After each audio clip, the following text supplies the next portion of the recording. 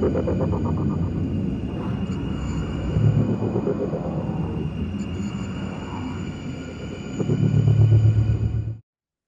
Is What, it 6 years or 10 years or something? It's been a long time. 10 years? Of course, you've been only here in Mexico once a decade ago.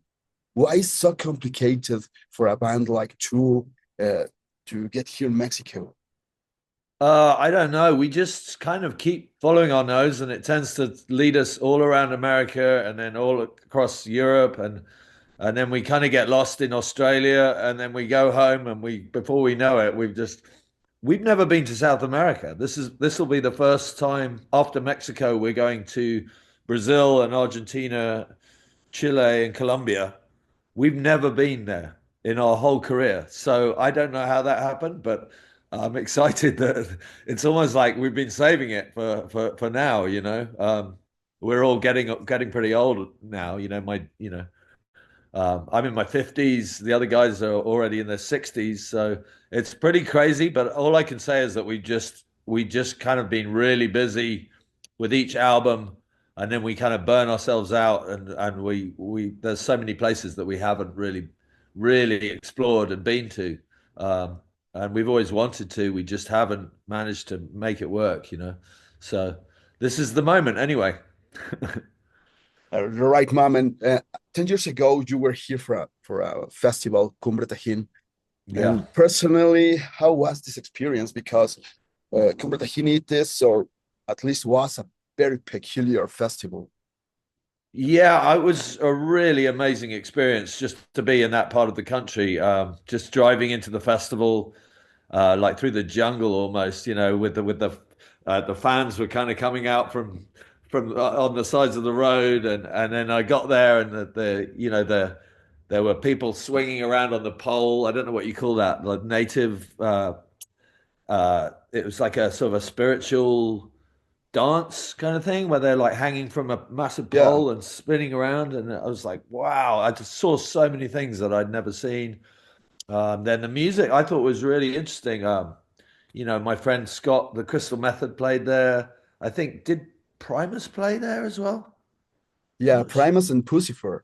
Yeah. And, you know, I was actually there for the day before we played. So I managed to walk around. There was some really interesting art, and you know there was some interesting kind of like tents with exhibitions and stuff, and I thought it was a really cool festival, and it's always interesting to go play somewhere that's so far away from what you're used to, you know, and be able to like present your music in that environment is just really fun.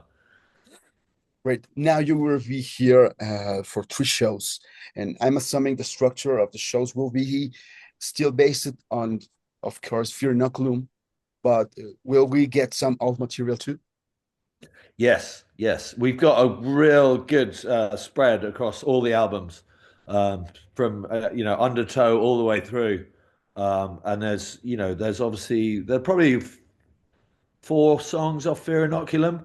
But then it's all mixed up. The great thing about playing live is you get to put these songs next to each other that are from different times, you know, and you can kind of create almost like a different type of album, you know, when you present the live show. So you're taking this from the 90s and you're putting it next to this thing that you just wrote, and you can tell a different story that way, you know. So yeah, we've been playing Fear Inoculum. We've pretty much played every song off that album, but we keep it to maybe 3 or 4 songs so that we can add in all the other eras and different songs from different times. So yeah, you'll get a bit of everything. Great. Well, Excuse me. we all know many of the older songs of True, of course, are pretty demanding, especially vocally for Maynard. Is there any kind of pressure for him to be able to play these kind of songs live, or is that the point where it just rather just leave them behind? Sometimes, you know, a lot of it is very physical for Maynard. It's, you know, his voice is his instrument, so it's a lot about being healthy and physically strong.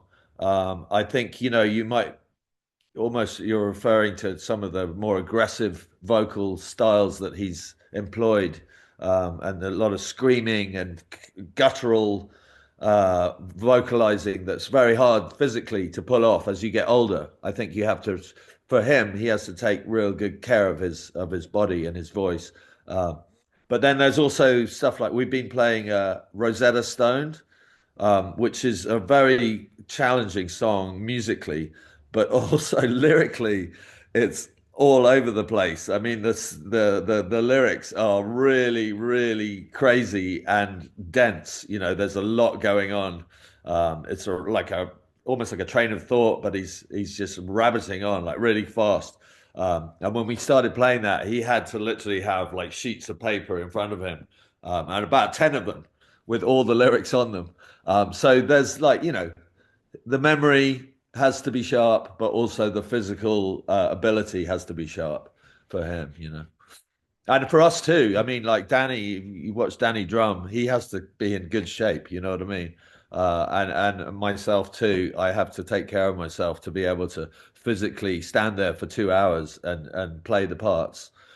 So yeah, it's I think it's possible to play any of them, but sometimes you can't put too many of the same things together because it's almost physically impossible. So you got to like have a dynamic thing to the show so that you're able to pull it off, you know?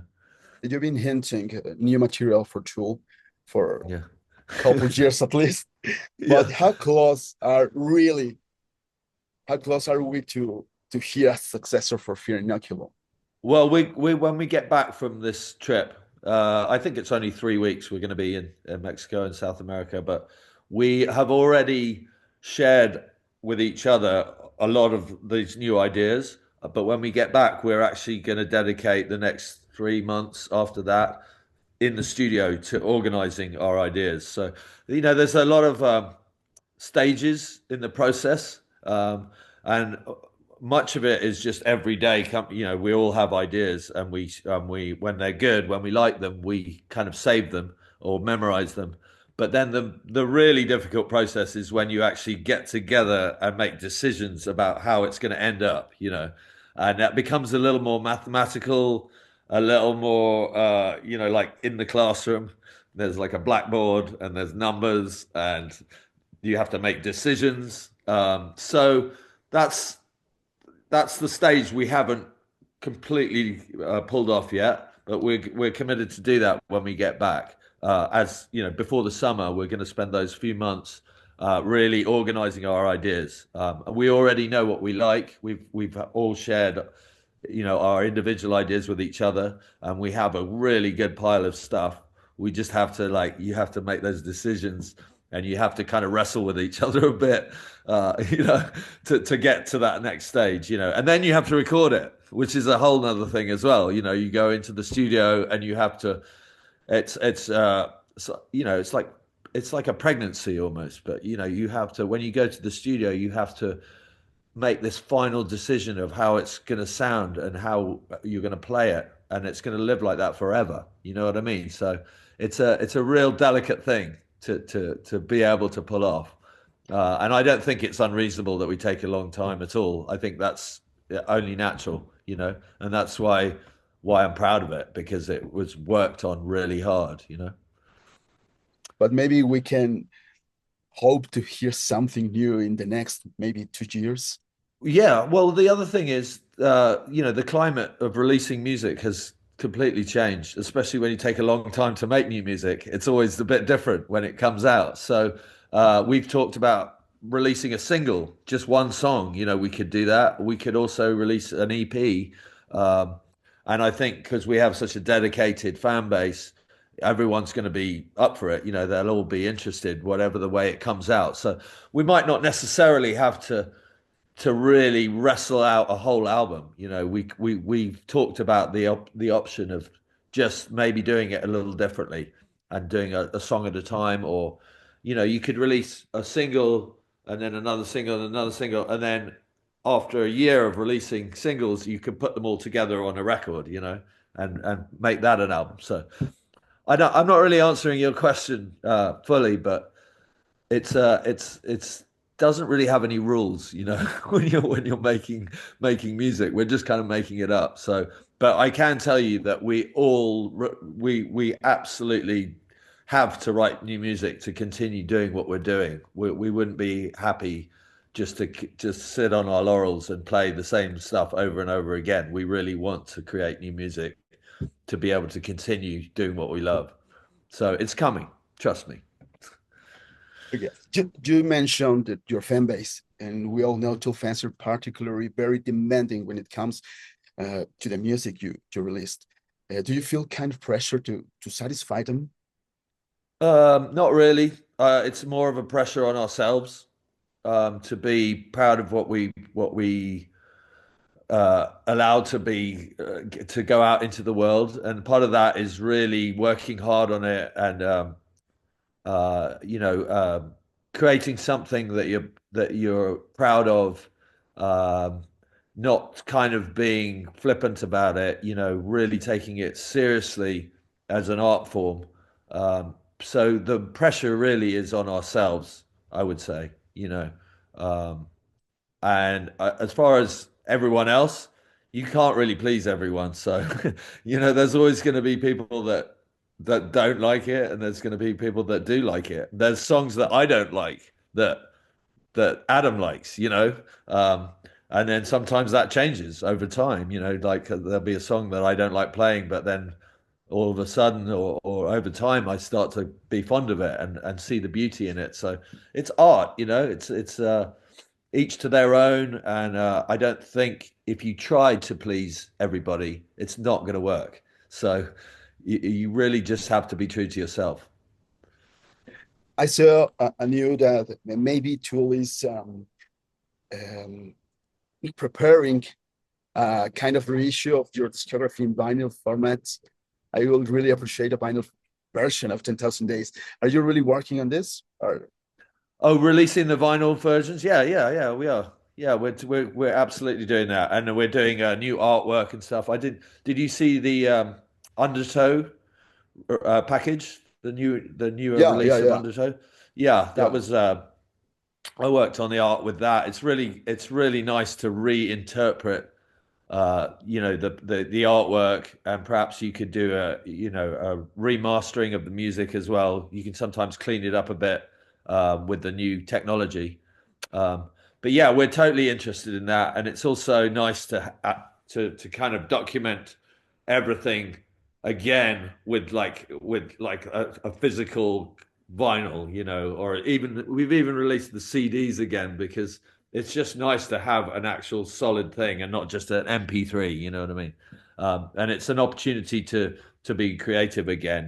To share different artwork, have a new interpretation of the music through the new art.